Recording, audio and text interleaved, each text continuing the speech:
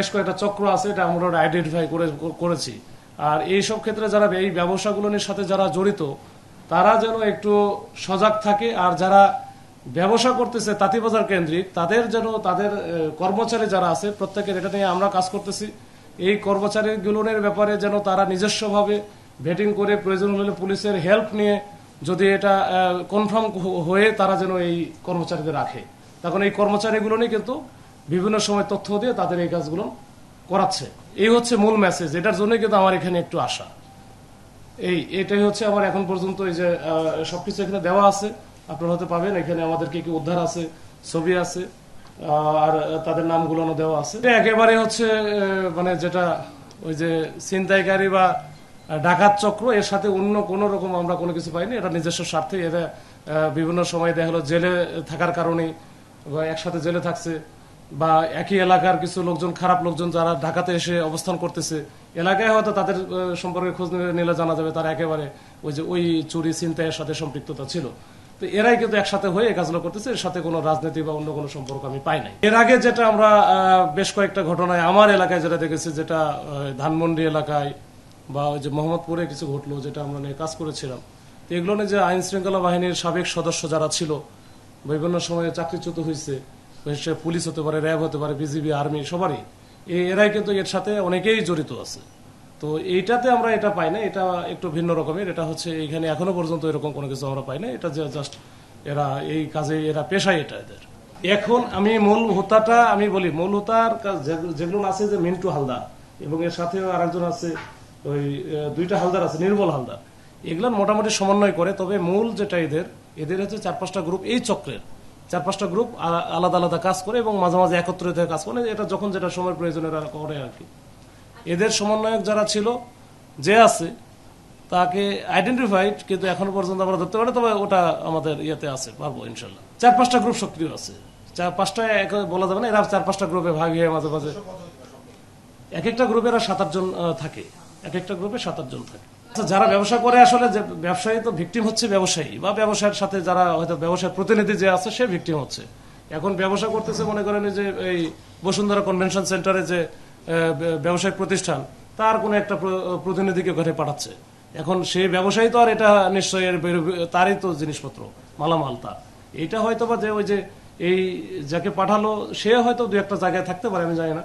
তবে আমরা এখন পর্যন্ত যেটা আমরা পাইছি, যেটা ওই কর্মচারীগুলো এই তথ্যগুলো দিচ্ছে, আর অন্য কোনো কাজ না, কাজ একটা, সেটা হচ্ছে তথ্যগুলো দেওয়া। এরকম র্যাবের কর্মকর্তার সাথে এরকম বিভিন্নভাবে এই যে পোশাকগুলো আমাদের তো আসলে বিভিন্নভাবে সংগ্রহ করার সুযোগ আছে। পোশাক আপনিও বানাইতে পারবেন, এটা হচ্ছে যে আপনার টেলার্স দিয়ে বানাতে পারবেন। এরকম একটা আসলে কিছু কাছাকাছি, হয়তো বা একেবারে আমরা যেটা যেভাবে করতেছি ঠিক সেইভাবে না, কাছাকাছি, মানে আপনি দেখলে তো আসলে বুঝবেন না, বাইরে থেকে আপনার সিভিল লোকজন তো আসলে বুঝবে না। এখন আমার এখানে রিবন আছে, রিবনে কোনটা কি আছে এটা তো হয়তো আমি বুঝবো, কিন্তু আপনারা কিন্তু ওইভাবে বুঝবেন না। ওটা মোটামুটি এটা নিয়ে কাজ করতেছে। আমরা ওই ভিসেরা রিপোর্ট, যেটা ভিসেরা এবং পিএম রিপোর্ট দুটা না আসা পর্যন্ত আসলে এটা, তার আগ পর্যন্ত যে বিষয়গুলো আছে আমরা আসলে এখনো পর্যন্ত স্যাঙ্গুইন হইতে পারে নাই। তার কারণ ওইখানে যতগুলো সিসি ক্যামেরা ছিল, মানে তারা ওইখানে আসা থেকে শুরু করে একেবারে 11টা পর্যন্ত, মানে মারা যাওয়ার আগ পর্যন্ত প্রত্যেকটা সিসি ক্যামেরা একেবারে মানে প্রত্যেকটা মিনিটের হিসাব করছি। কিন্তু তারপরেও আমরা ওই যে বাড়ির যে কেয়ারটেকার ছিল, ওই কেয়ারটেকারের সে আসছে, সেই ছিল, এর বাইরে অন্য কাউরে আমরা পাই নাই। এখন খাবারের সাথে কি ধরনের কি দিল, এটা অন্য কোনো বিষয় ছিল কিনা, এটা আসলে একটু সময় লাগবে, আর ভিসারের রিপোর্টটা আমাদের পাইতে হবে, না হলে আমরা মিলাতে পারবো না। তো ওই জন্য এটা এখনো বলার মতো আসে না। আর পিবিআই যেহেতু এটা তদন্ত করতেছে, তো ওনারা বলতে পারবে আর কি। গত 9 জুলাই বিকেল আনুমানিক 6টার সময় রাজধানীর যে মিটফোর্ড হাসপাতাল নামে আমরা চিনি, তার 3 নম্বর গেটের রাস্তার উপরে যে নৃশংসভাবে সোহাগ নামে একজন ব্যক্তিকে পাথর ছুড়ে নির্মমভাবে হত্যা করা হয়। সেই হত্যার পরবর্তীতে দ্রুততম সময়ের ভিতরে ঢাকা মেট্রোপলিটন পুলিশ ঘটনার সাথে জড়িত অনেকেই গ্রেফতার করে, এবং তারই ধারাবাহিকতায় গতকাল রাজধানীর কেরানীগঞ্জ থেকে আরো 2 জন কে গ্রেফতার করা হয়। গ্রেফতারকৃতরা হলো মোহাম্মদ রুমান ব্যাপারী এবং আরেকজন হলো মোহাম্মদ আবির হোসেন। আপনারা জানেন ইতিমধ্যে এই ঘটনায় 12 জনকে গ্রেফতার করা হয়েছিল। 12 জনের মধ্যে 9 জন স্বীকারোক্তিমূলক জবানবন্দি প্রদান করেছে, এবং এই 2 জন গ্রেফতারের মাধ্যমে এই ঘটনায় মোট গ্রেফতারের সংখ্যা দাঁড়ালো 14। এই যে ঘটনা সেটার প্রেক্ষিতে যে মামলা হয়েছিল সেই মামলায় মোট 19 জন এজাহারভুক্ত আসামি ছিল এবং 20 থেকে 25 জন অজ্ঞাতনামা আসামি ছিল।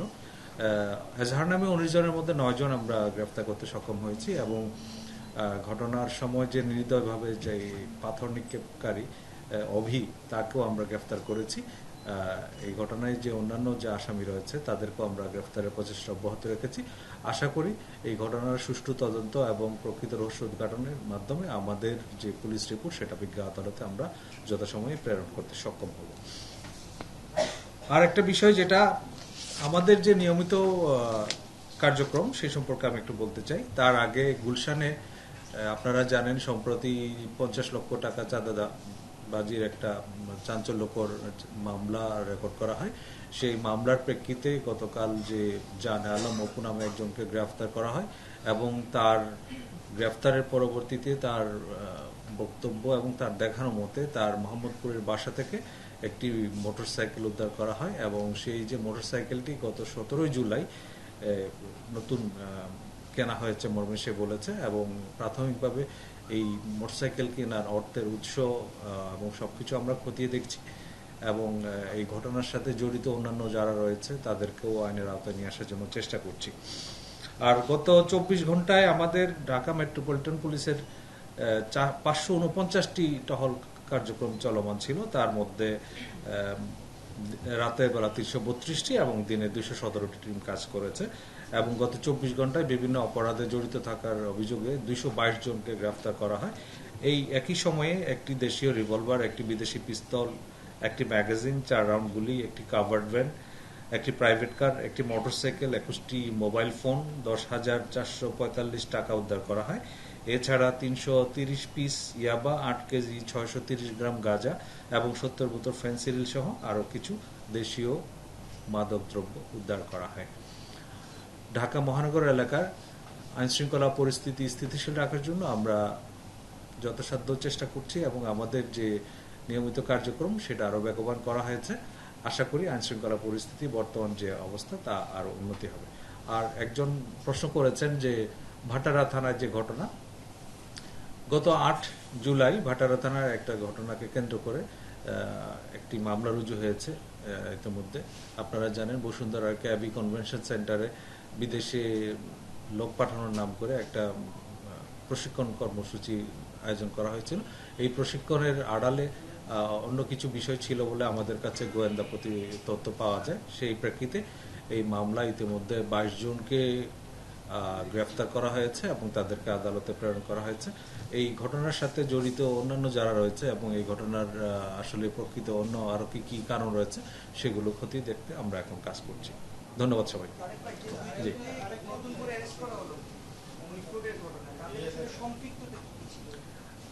আমরা আগে যে 12 জনকে গ্রেফতার করা হয়েছিল তার মধ্যে ছিল 9 জন এজাহারনামী আসামি এবং 3 জন তদন্তে প্রাপ্ত। এই যে নতুন করে 2 জনকে গ্রেফতার করা হলো, এই 2 জনও তদন্তে পাওয়া গেছে তাদের সম্পৃক্ততার বিষয়। আমরা সাধারণত যে গ্রেফতারকৃত যারা আছে তাদের যে জবানবন্দি এবং ঘটনাস্থলের সিসিটিভি ফুটেজ বিশ্লেষণ করে তাদের সম্পৃক্ততা পেয়েছি। এটা প্রাথমিকভাবে আমি যেটা অনুরোধ করব সম্মানিত নগরবাসী যারা রয়েছেন, আইনশৃঙ্খলা বাহিনীর পরিচয় দিলে আপনারা এরকম কোনো বিষয় যদি আপনাদের সন্দেহের উদ্রেক হয় আপনারা অবশ্যই 999-এর মাধ্যমে সেটা যাচাই বাছাই করে দেখতে পারবেন অথবা নিকটবর্তী পুলিশ স্টেশনের যে নাম্বারে যোগাযোগ করে পুলিশকে অবহিত করতে পারেন। সরকার থেকে ইতিমধ্যে নির্দেশনা দেওয়া হয়েছে কোনো গ্রেফতার বা যে কোনো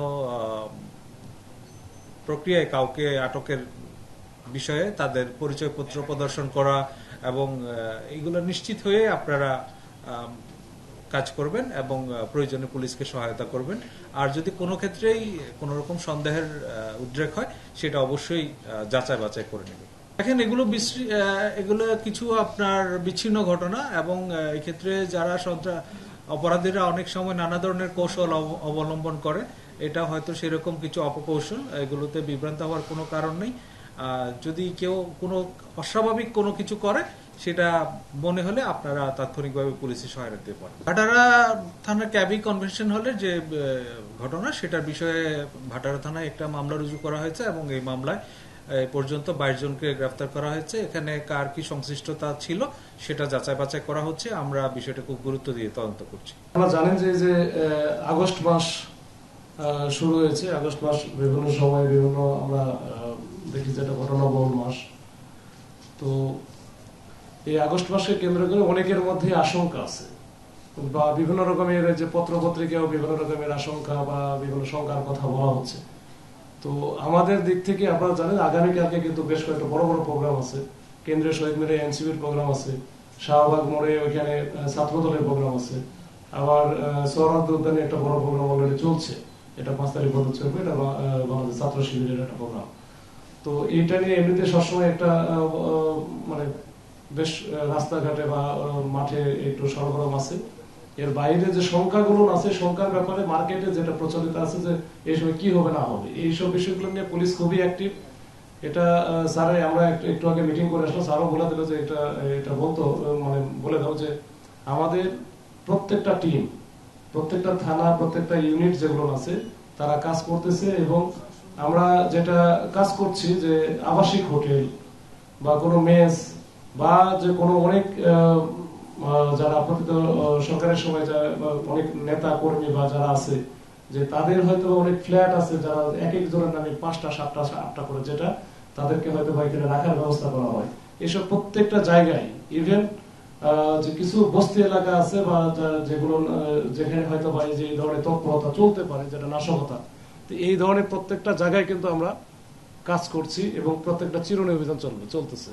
এই যে আজকেও কিন্তু এটা চলবে, মানে এটা কিন্তু পুরো আগস্ট মাস আমাদের চলবে। নাশকতা করতে পারে এরকম, আমরা কিন্তু বিভিন্ন সময়ে যে এটা তো ধরতেইছি, যে যখনই আমরা এরকম যাকে ধরা হচ্ছে সে যদি এনআইডি কার্ড না দেয় বা তার যদি তথ্য গোপন করে, সেক্ষেত্রে কিন্তু আমরা প্রতিদিনই ধরতেছি।